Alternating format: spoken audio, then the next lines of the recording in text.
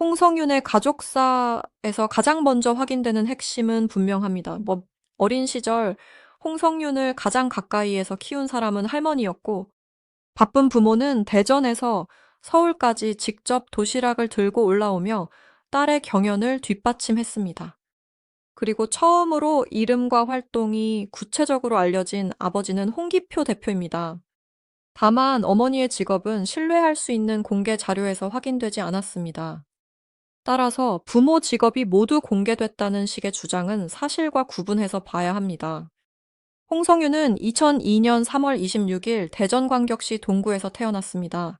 세 남매 가운데 둘째로 알려진 그는 대전천동초등학교와 은어송 중학교를 다녔습니다. 어린 시절 부모가 바쁜 시간을 보내는 동안 할머니가 생활의 많은 부분을 돌봤고, 홍성윤은 훗날 자신이 거의 할머니 집에서 살다시피 했다고 말했습니다. 이 한마디는 두 사람의 관계가 단순히 자주 만나는 손녀와 할머니의 사이가 아니었다는 것을 보여줍니다. 밥을 먹는 시간도, 학교에 다녀온 뒤의 시간도, 외롭거나 힘들 때 기댈 곳도 할머니의 집이었던 것입니다.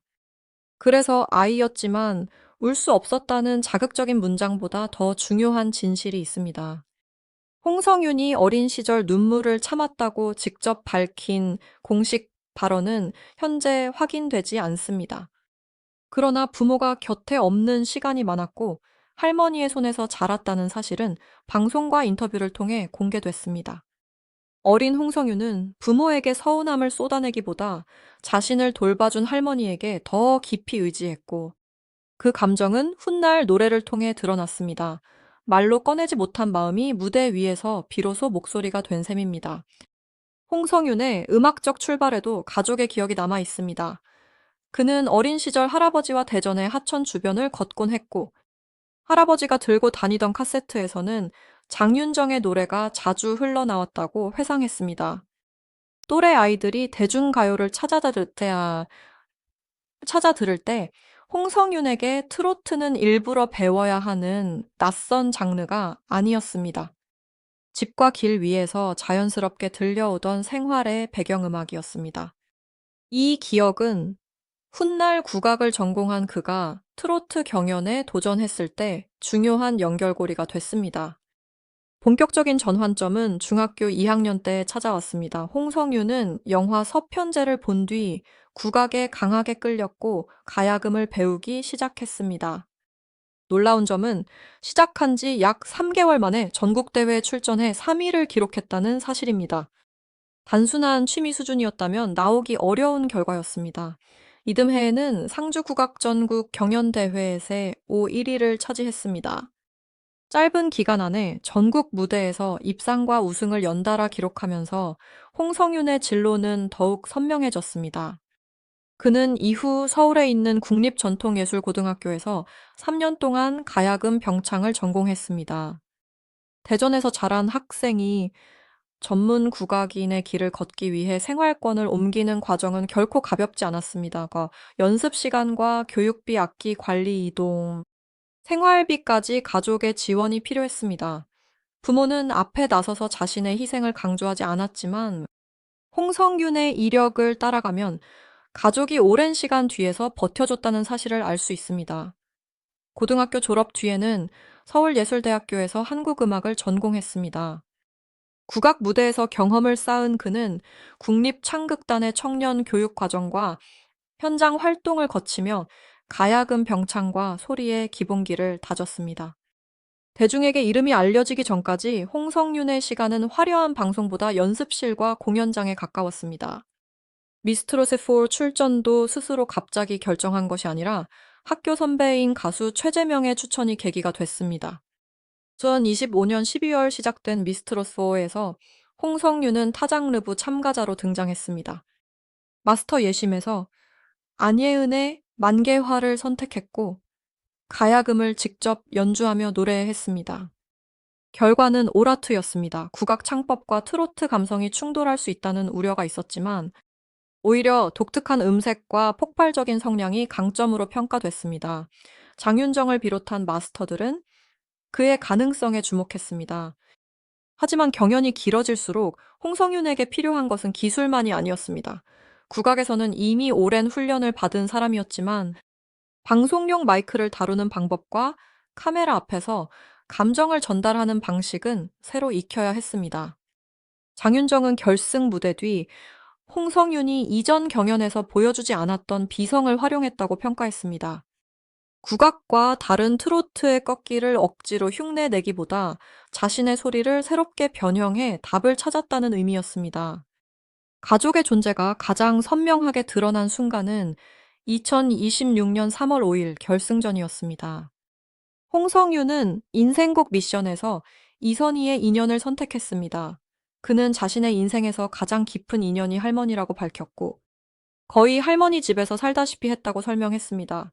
그날 무대는 단순한 경영곡이 아니었습니다.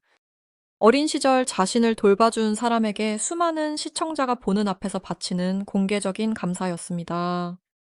홍성윤은 이 무대에서 마스터 점수 1600점 만점을 기준으로 심사위원 개별 점수 최고 100점, 최저 90점을 받았습니다. 박선주는 경험이 많지 않은 참가자가 결승까지 온 과정 자체를 높게 평가했고, 장윤정은 홍성윤 특유의 밀어붙이는 힘과 발전 가능성을 강조했습니다.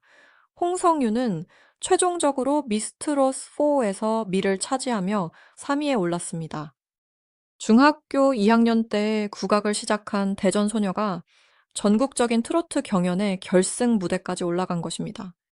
결승이 끝난 뒤 가족의 실제 지원 방식도 더 구체적으로 공개됐습니다. 2026년 4월 1일 방송된 TV조선 아빠하고 나하고 시즌3에서 홍성규는 부모와 할머니의 이야기를 전했습니다. 경연 기간 부모는 대전에서 서울까지 도시락을 준비해 찾아왔습니다. 딸이 끼니를 거르지 않도록 자취 공간에 와서 아침을 챙기고 무대에 오르는 날마다 먹을 것을 준비했습니다. 화려한 조명 뒤에서 가족이 맡은 역할은 심사나 전략이 아니라 가장 기본적인 밥 한 끼였습니다. 이 장면이 특별한 이유는 거창한 성공담이 아니기 때문입니다. 대전과 서울은 한 번 오가는 것만으로도 적지 않은 시간이 듭니다. 그 이동을 경연 기간 반복하면서 부모는 딸이 노래에만 집중하도록 생활을 지탱했습니다. 할머니 역시 텔레비전에 나오는 손녀를 보며 혼자 박수를 쳤다고 말했습니다. 홍성유는 앞으로도 할머니를 위해 노래를 많이 불러주겠다고 약속했습니다. 결승에서 인연을 부른 이유가 방송용 연출이 아니라 실제 생활에서 이어진 감정이었다는 사실이 확인된 순간입니다. 그렇다면 부모의 직업은 무엇일까요? 현재 구체적으로 확인되는 인물은 아버지 홍기표입니다. 지역 언론은 그를 대표로 소개했고, 대전중도 로타리 클럽에서 2021년부터 2022년까지 회장을 지냈으며 국제 로타리 30-80지구에서 2024년부터 2025년까지 3지역 대표로 활동했다고 전했습니다. 그는 지역사회 봉사활동에 참여해온 인물로 소개됐습니다. 미스트로스 4 경연 당시에도 딸을 충청의 딸이라고 부르며 응원을 부탁했습니다. 아버지 홍기표는 2026년 2월 대전 둔산동에서 진행된 지역 언론 인터뷰에서 딸이 인생의 중요한 기로에 서 있다고 말했습니다. 국악 외길을 걷다가 트로트로 변신한 뒤 경험만 쌓고 끝낼 것인지 부담을 견디고 프로 무대에서 성공할 것인지가 결정되는 시점이라는 설명이었습니다. 이 발언은 아버지가 딸의 도전을 단순한 방송 출연으로 보지 않았다는 것을 보여줍니다. 홍성윤에게 미스트로스 4는 새로운 직업 세계로 들어가는 시험대였고 가족 역시 그 무게를 알고 있었습니다. 다만 아버지가 어떤 회사에서 어떤 사업을 운영하는지에 대해서는 공개 자료마다 설명이 충분하지 않습니다. 일부 온라인 콘텐츠는 전산이나 회계 관련 사업을 언급하지만 회사명과 사업 규모 매출 재산을 공식적으로 확인할 자료는 제한적입니다. 따라서 아버지가 거액의 자산가라거나 가족이 수십억 원대 재산을 보유했다는 주장은 확인된 사실로 단정할 수 없습니다. 어머니 역시 방송에서 딸의 식사와 생활을 챙긴 모습은 확인되지만 구체적인 직업은 공개되지 않았습니다. 이 점은 반드시 구분해야 합니다. 아버지의 이름과 지역사회 활동은 확인됐습니다. 부모가 함께 대전에서 서울까지 도시락을 준비해 딸을 지원한 사실도 방송을 통해 공개됐습니다. 그러나 어머니의 직업, 부모의 정확한 수입, 회사의 가치, 가족 재산은 확인되지 않았습니다. 알려지지 않은 부분을 자극적인 숫자로 채우면 홍성윤 가족이 실제로 보여준 헌신의 의미가 오히려 흐려집니다. 홍성윤의 가족사는 부모에게 버림받은 비극도 아니고 재벌가의 딸이 성공했다는 이야기도 아닙니다. 바쁜 부모를 대신해 할머니가 어린 손녀를 돌봤고, 시간이 흐른 뒤 부모는 딸의 꿈을 위해 대전과 서울을 오가며 밥을 챙겼습니다.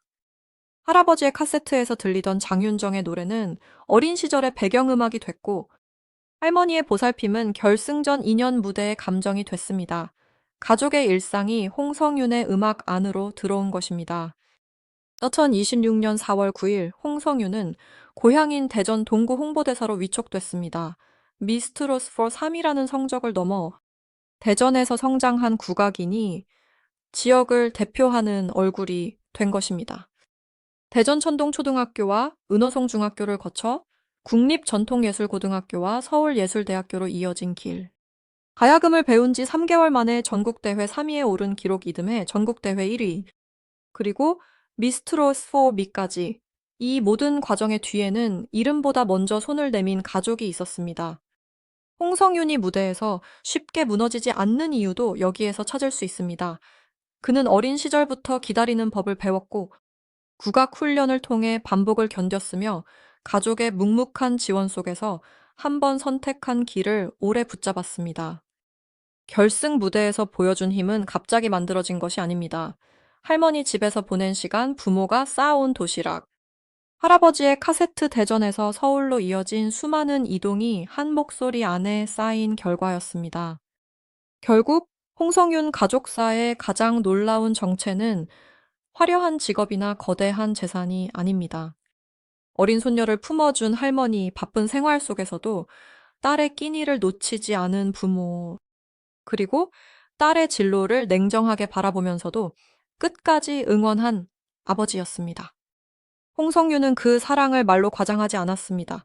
대신 2026년 3월 5일 결승전에서 인연을 불렀고 미스트로스 for me라는 결과로 가족에게 답했습니다.